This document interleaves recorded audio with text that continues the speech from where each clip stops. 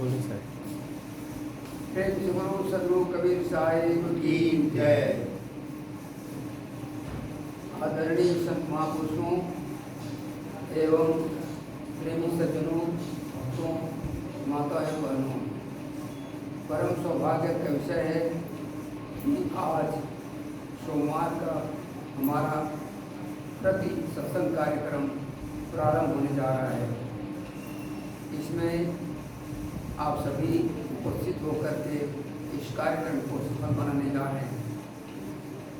मैं सदगुरु श्री कबीर साहिब जी का संदेश मानव मात्र को दिया, मानवता एकता का उन्होंने संदेश दिया है। इसलिए हम सब प्रसार प्रसार में लगे हुए हैं ताकि समाज छिन्न भिन्न न रहे, एक सूत्र में बंधे, आपस में किसी भी विषय को लेकर के लड़ाइयाँ न हो, तकरार न हो।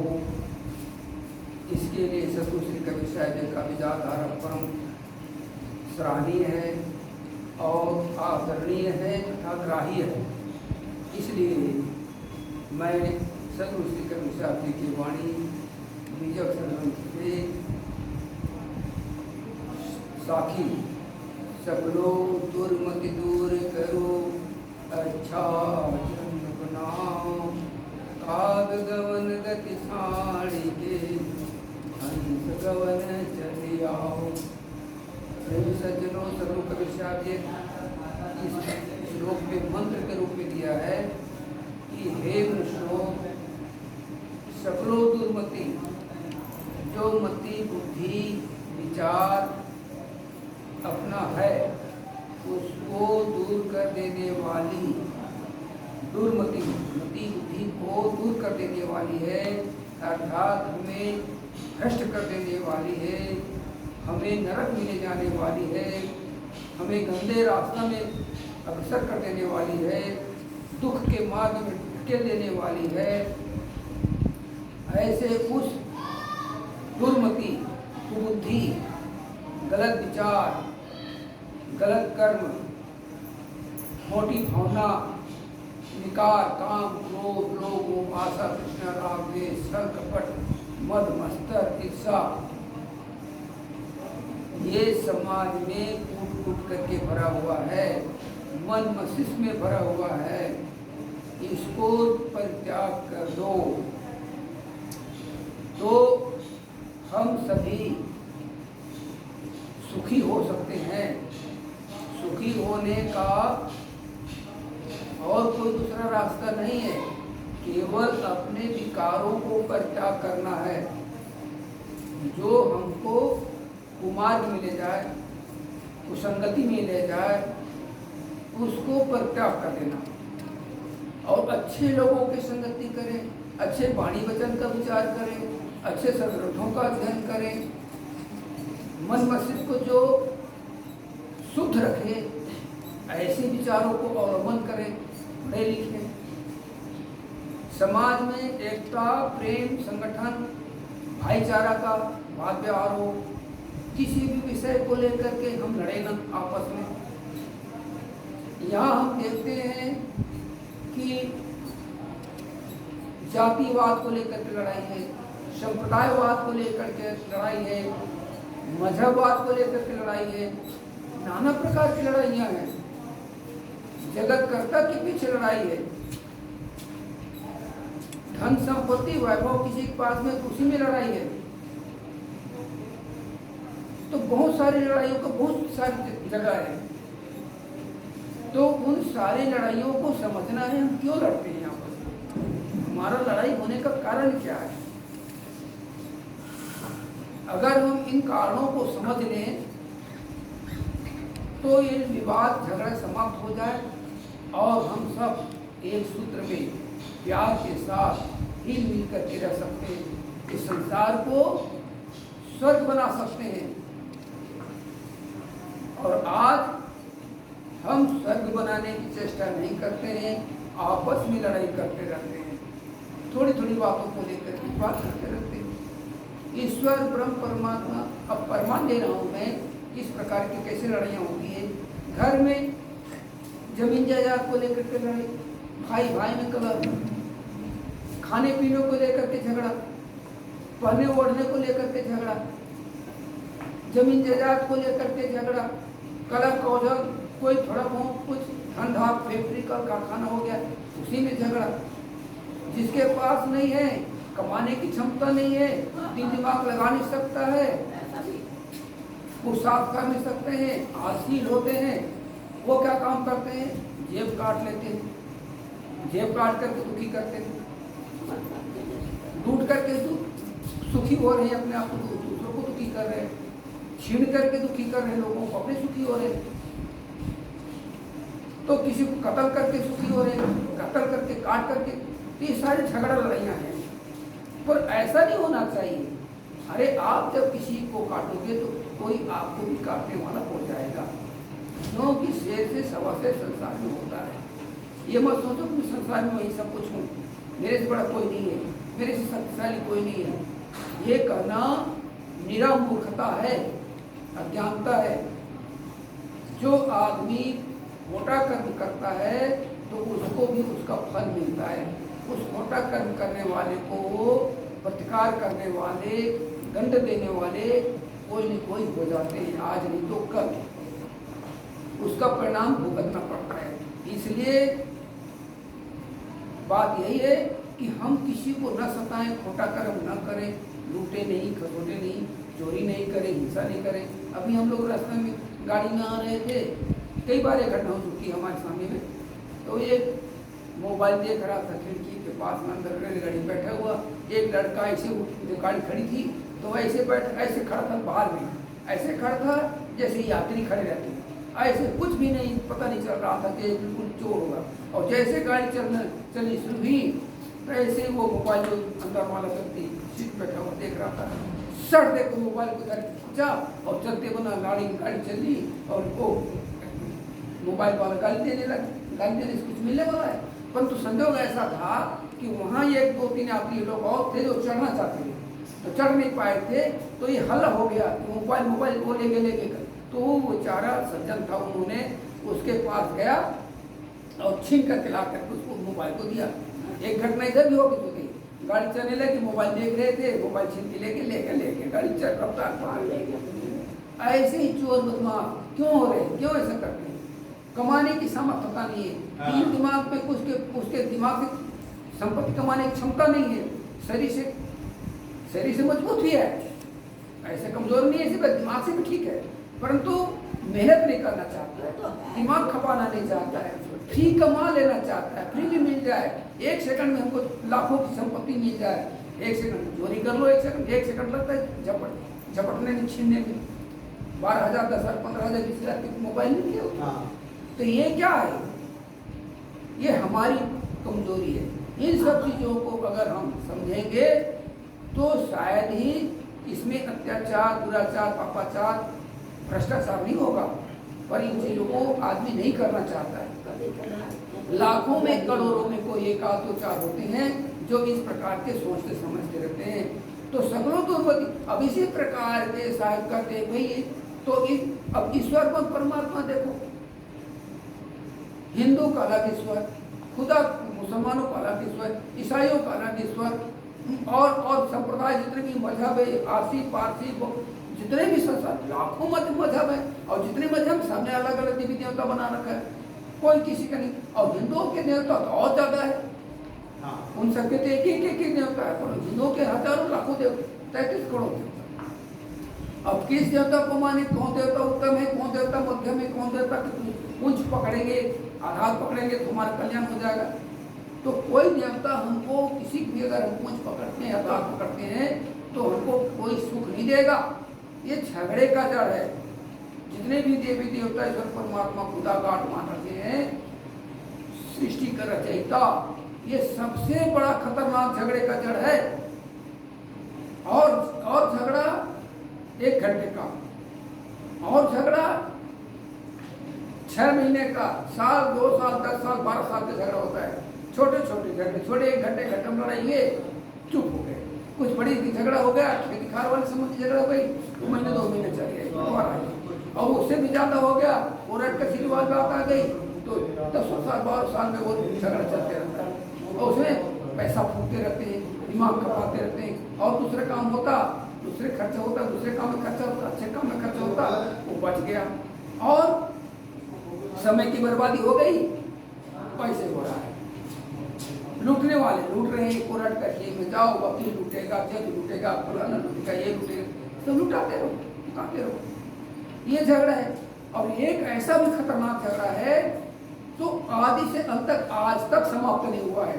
जब से सृष्टि हुई तब से लड़ाई चल रही है और ये लड़ाई पता नहीं कब तक चलती रहेगी, इसका कोई ठिकाना नहीं है। वो कौन सी लड़ाई है? कर्तावाद की लड़ाई, ईश्वरवाद की लड़ाई, परमात्मावाद की लड़ाई, खुदावाद की लड़ाई। ये लड़ाई समाप्त होने वाली नहीं है। छोटी लड़ाइयाँ, घर की लड़ाई घर तक चली, ठीक है, जातिवाद की लड़ाई जातिवाद में रहेगी, पड़ोसी की लड़ाई पड़ोसी तक लड़ाई वही तक सीमित हो गई, वो समाप्त हो जाएगी। मजहबवाद, संप्रदायवाद लड़ाइयाँ मार काट होती रहती है और ईश्वरवाद की लड़ाई तो बहुत खतरनाक है। ये लड़ाई यहाँ समाप्त नहीं होती है। यहाँ अगर कहीं थोड़े से कहीं चिंगारी उड़ गई हिंदू मुसलमान की तो ये लड़ाई भभक उठती है पूरे गांव में, गांव के बाद प्रांत में, प्रांत के बाद पूरे देश में, देश के बाद पूरे विश्व में भड़क जाती है ये लड़ाई। इतना खतरनाक लड़ाई है ईश्वरवाद की लड़ाई, जगत कर्तावाद की लड़ाई और फिर जल्दी मिटती नहीं है। ये लड़ाई आज तक शुरू से जब से सृष्टि चली है तब से ये लड़ाई चली आ रही है और इसको मिटा, कितने लोगों ने इसको मिटाने की कोशिश किया, मिटाने का कोशिश किया परंतु मिटा नहीं। आज भी हम लोग भी उसको मिटाने की कोशिश में लगे हुए हैं। इसी चेष्टा में सदगुरु श्री कबीर साहब जी इसको मिटाने के चेष्टा में लगे रहे। को हिंदू को तुम कहा एक दिन पर रहिए, इसी से चेष्टा में रहे, आज तक नहीं मिटा। बड़े बड़े और भी महापुरुष हुए, हमारे देश में हुए, विदेशों में भी हुए। उन लोगों ने कहा भाई ईश्वर खुदा देवी देवता सब एक हमारी कल्पना है, काल्पनिक है, इसको आप लोग जो है इसके पीछे मत पड़ो, अपने उद्धार करो। हमारा कैसे हमारी उन्नति कैसे होगी इसके विषय में विचार करो। ईश्वर पर परमात्मा में जो समय बर्बाद कर रहे हो, दिल दिमाग को जो खपा रहे हो, साधना कर रहे हो, कुछ भी कर रहे हो, उसमें समय न लगा करके अगर यदि आप अपने उन्नति के लिए, अपने समाज की उन्नति के लिए, कोई विज्ञान साइंस के खोज के लिए, आविष्कार करने के लिए अगर दिमाग लगाओ तो आप सुखी हो जाओगे। साइंस आविष्कार हो जाएगा, कुछ नई चीज की आप खोज कर सकते हैं और आपका समय का सदुपयोग होगा और आप सुखी हो सकते हो। मेहनत पुरुषार्थ करने लग जाओ, भगवान भगवान राम राम खुदा खुदा करते रहो, कोई आप गरीबी से अमीर नहीं हो जाओगे। कब होगे? पुरुषार्थ करोगे, मेहनत करोगे, मजदूरी करोगे, रोजी करोगे, खेती करोगे, बड़ी व्यापार करोगे, धंधा करोगे, नौकरी करोगे तो आप धनी बन जाओगे। कोई खुदा खुदा कहने से, अल्लाह अल्लाह कहने से कोई भगवान आकर दे नहीं देगा आपको धनी नहीं बना देगा। परमात्मा ईश्वर ब्रह्म परमात्मा आपको परमात्मा नहीं बना देगा। रामकृष्ण को याद करके नहीं बनाएंगे। हम बनेंगे तो अपने पुरुषार्थ से धनी बनेंगे। बुरे विचारधारा है, बुरी भावनाएं हैं, हमारे जो खर्च है बिना मतलब के बेफिजूल खर्च है, उन खर्च होने की जो स्रोत धारा बना रखे, छेद बना रखे, उसको बंद कर देंगे तो घड़ा में ऑटोमेटिक पानी भर जाएगा। छेद वाली घड़ा में अगर आप पानी भरोगे तो वो पानी भरने वाला नहीं है। उस छेद को अगर घड़ा को भरना है तो पहले छेद को बंद करो। इसी तरह से धनी बनना है, आपको विद्वान बनना है तो जो छेद है, धन बहने की जो रास्ता है, विकार है, शराब पी रहे हो, बीड़ी सिगरेट पी रहे हो, गांजा पान खा रहे हो, मांस मछली अंडा शराब का सेवन कर रहे हो, दुर्व्यसन को कर रहे हो, वाहियात खर्च कर रहे हो, धन संपत्ति को जहाँ खर्च नहीं करना चाहिए वहाँ खर्च कर रहे हो बेशुमार, और जहाँ खर्च करना है वहाँ के लिए आप लाले पड़ रहे हो, वहाँ उसके लिए आपकी जेब में पैसा नहीं है और वाहियात खर्च करने के लिए आपके पास पैसा है। तो वाहियात के जो खर्च हो रहा है उसको बचाओ ना, तो आप उस खर्च से बचोगे तो वो पैसा बचा हुआ पैसा आपके पास में आएगा और आपके पास वो पैसा जमा होगा तो समय पर वही पैसा वो आपके सदुपयोग में, अच्छे घर में, अच्छे खर्च में काम आ जाएगा। रोग हो गया, व्याधि हो गई घर में, आप उस रोग सुख आदि व्याधि से मुक्त खर्च करो, उसके लिए कोई मना नहीं करेगा। परंतु बीड़ी, सिगरेट, गांजा, भांग, तंबाकू, शराब, मांस, मछली, अंडा, इसके लिए तो हर कोई मना करेगा भाई। व्यसन में, फैशन में पैसा कहाँ जाता है? फैशन में, व्यसन में, फैशन में पैसा जाता है। फैशन में हमारा काम जब 150 रुपए के कपड़ा में काम चल जाता है तो हम जो है लाख 1000 रुपए कपड़ा पहन करके क्या मतलब है? हमारे पास सामर्थ्यता नहीं है। तो हमको उसी स्थिति के अनुसार से अपना फैशन बनाना चाहिए, उसी स्थिति के अनुसार से हमारा खर्च करना चाहिए। हमारी सामर्थ्यता है, हम 150 रुपए के कपड़ा लेकर के हम जीवन चला सकते हैं, तो हमको आगे 1000 लाख रुपए की लालसा, उनकी लाखों बड़े कपड़े की लालसा नहीं करनी चाहिए। अपनी हैसियत के अनुसार, हैसियत को तो फैशन में पैसा जाता है, खान पान में, वाहियात के नशे में पैसा जाता है, श्रृंगार में फैशन जाता है। माताएं बहुत सारे आजकल देखो किनके फैशन है, या आपको लिपस्टिक क्या क्या सब बोलते हैं, हमें तो आता नहीं है काम लेना। तो इस प्रकार के सारे फैशन में जाता है, पैसा फैशन में जा रहा है। खान पान में लंच के खान पान, वो पैसा कैसे बचेगा? तो ये है छेद, इन छेद को बचाओ। परमात्मा नहीं आएगा तुमको बचाने के लिए। बड़ी बड़ी लड़ाइयाँ हुई, आज भी हो रही, लड़ाई हो रही। अगर परमात्मा होता, खुदा होता, अल्लाह होता, गॉड होते, तो हम सब लड़ाई कर रहे आपस में, हिंदू लड़ रहे, मुसलमान लड़ रहे, आपस में लड़ाई हो रही। वो कहाँ बैठा है वो बताने वाला, हम सबको जन्म देने वाला, सबका करता धरता एक अकेला परमात्मा जब है, ईश्वर खुदा है, तो आकर के सामने आकर के लड़े ना हमसे, बकवास करे, क्यों लड़े करके बोले बताए, तो हम ही उसके वकील बने, वकालत करते। ईश्वर है, खुदा है, ब्रह्म है, परमात्मा है। वो कभी नहीं कहता कि ईश्वर मैं हूँ, मैं खुदा यहाँ पर हूँ। हम बकवास में लगे, हम वकालत कर रहे हैं उसके पीछे, और वो कभी नहीं करता है। हम लड़ रहे, मर रहे। तो शायद ने कहा सब तो दुर्मति दूर करो। इस प्रकार के सारे दुर्मतियां हैं। ये हमारी सबसे बड़ी लड़ाई है कि जगत कर्ता की लड़ाई अपार है। श्री जब से भी और से अब तक, कब तक, जब तक सृष्टि रहेगी तब तक की लड़ाई चलती रहेगी, मिटने वाली नहीं है। महात्मा लोगों ने कितनी धोने का कोशिश किया, इसको बहाने की कोशिश किया।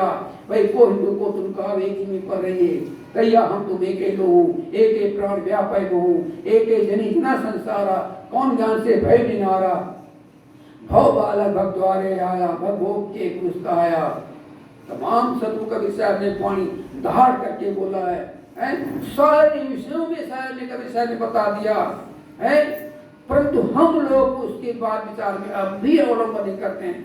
और ऐसे महापुरुषों की विचारधारा को अगर हमने स्वीकार नहीं, अंगीकार नहीं किया, इनके विचारों पर विचार नहीं किया और उसके अनुसार नहीं चले, तो लड़ाई समाप्त नहीं होगी। लड़ाई समाप्त करना है तो मानवतावादी में आ जाओ, इंसानियतवादी में आ जाओ। कोई हिंदू नहीं है, कोई मुसलमान नहीं है, कोई ईसाई नहीं है, आपसे नहीं, पारसी नहीं, बौद्ध नहीं, कोई ब्राह्मण नहीं है, कोई क्षत्रिय नहीं, कोई वैश्य नहीं, कोई शूद्र नहीं। ये सब हमारी बनाई हुई है और हमने बना करके उसमें हम एक दूसरे को नीच, एक दूसरे को ऊंच ऐसे मान करके हम आपस में उसको थू करते हैं, उसके साथ उसको लठेड़ते हैं, ठुकराते हैं। ये हमारी बहुत बड़ी मूर्खता है, यही लड़ाई है। अगर इन लड़ाइयों से बचना हो तो आओ एक मंच में आ जाओ, प्यार करो सबको, सबसे मिल जाओ, मानो सब एक। कोई हिंदू नहीं, कोई मुसलमान नहीं, कोई सिख आदिवासी नहीं, बौद्ध जैन नहीं, कोई ब्राह्मण क्षत्रिय वैश्य शूद्र नहीं, सब मानो सब एक। तब कहाँ रहेगी लड़ाई? होगी लड़ाई? कोई ईश्वर पर, परमात्मा ने खुदा गाड़ कोई नहीं है जगत करता। एक मंच में आ जाओ, हम सुख दुख हम पाते हैं हमारे कर्मों से। भगवान कृष्ण ने कहा सुख से दुख से निकोपी दाता परो ददात कुबुद्धि रेसा स्वयं कर्म करोतात्मा स्वयं तत्फल फरोते स्वयं भ्रमते संसारे स्वयं तस्मात् विमुच्यते। सुख दुख कर, और रामायण में भी है, कौन काऊ सुख दुख कर दाता निज कृत कर्म भोग सब भ्राता। रामायण में भी गोस्वामी जी ने इसको कहा दिया है। तो इस बात को हमको समझना है, कोई सुख दुख का देने वाला नहीं है। हम अपने कर्मों को करते हैं तो उस कर्म के अनुसार हमको फल मिलता है। परमात्मा हमको सुख दुख नहीं देता है, हम अपने कर्मों से सुख दुख को प्राप्त करते हैं। तो अगर हमको सुख पाना है तो हमारे कर्मों को सुधारें, हमको अगर दुख पाना है तो तुम्हारी स्वतंत्रता है, तुम कुछ भी करो, फिर उसका दुख परिणाम मिलेगा, दुख फिर आप रोओगे, चिल्लाओगे। तो किसका दोष है वो? अब कहोगे परमात्मा का दोष है, भगवान हमको दुख दे रहा है। अरे कर्म को तो तुमने बिगाड़ा है और परमात्मा को दोष दे रहे हो कि हे भगवान तुमने हमारे पास कैसे किया, हे खुदा तुम हमारे साथ कैसे कर रहे हो, हमने क्या बिगाड़ा। ये कर्म को नहीं देख रहा कि मेरा कर्म कैसा है। तो इसलिए कर्मों को, अपने कर्मों को सुधारोगे भाई, तुम पर जुर्म है नहीं, ईश्वर खुदाई।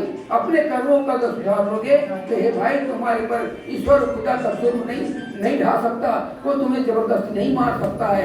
इसलिए अपने कर्मों को सुधारो, तब जाकर के ये जो है ये संसार सुखमय शांतिमय स्वर्ग में, जिसकी स्वर्ग की कल्पना करते हैं, सुख शांति की कल्पना करते हैं, साम्राज्यता की सुख कल्पना करते हैं, वैज्ञानिकता विविधता की कल्पना करते हैं, लोग सब प्रेम से रहे, हिल करके रहे, ये जो कल्पना करते हैं तो तभी सिद्ध होगा कि जब हम इन विवादों के भूमिका जड़ को खत्म करेंगे। सबसे ज्यादा विवाद का जड़ है ईश्वरवाद, कर्तावाद, सृष्टि सृजकवाद। इससे सावधान हो। और तो साहिब कहते हैं सकलो दुर्मति दूर करो, अच्छा जन्म बनाओ, अच्छा जन्म बनाओ। अच्छा जन्म करे, मानव जन्म तो मिला ही है, तो इस जन्म को अच्छा बना लो, सुधार लो। चार चोरी मत करो, चोरी हिंसा व्यभिचार मत करो, झूठ मत बोलो, छल कपट मत करो, सुंदर एक दूसरे से हिल करके रहो।